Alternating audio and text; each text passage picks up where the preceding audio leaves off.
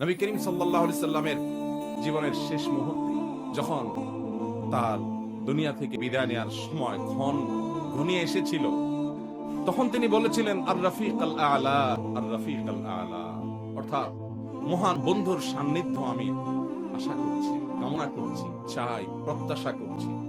পিপাসা আল্লাহর সঙ্গে সাক্ষাতের, তৃষ্ণা আল্লাহর সঙ্গে দেখা হওয়ার। সে মৃত্যু কত স্বার্থকতার মৃত্যু। আর ভীত মানুষের মৃত্যু, বাঁচতে চাই, মরতে চাই না, এটা তো আখিরাতে বিশ্বাসী, জান্নাতে বিশ্বাসী কোনো মানুষের স্বভাব নয়।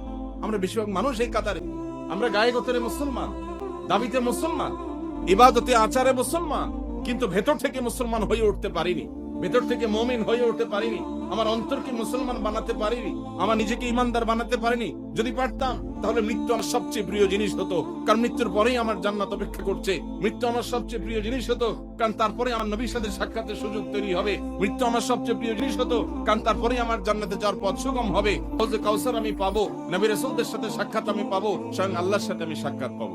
আল্লাহ আমাদের সবাইকে সে মানসিকতা লালন করার তৌফিক দান করুন। আল্লাহ রাব্বুল আলামিন কোরআনের হাকিমে বলেছেন, ওয়ালা তাহসাবানাল্লাযীনা কুতিলু ফী সাবিল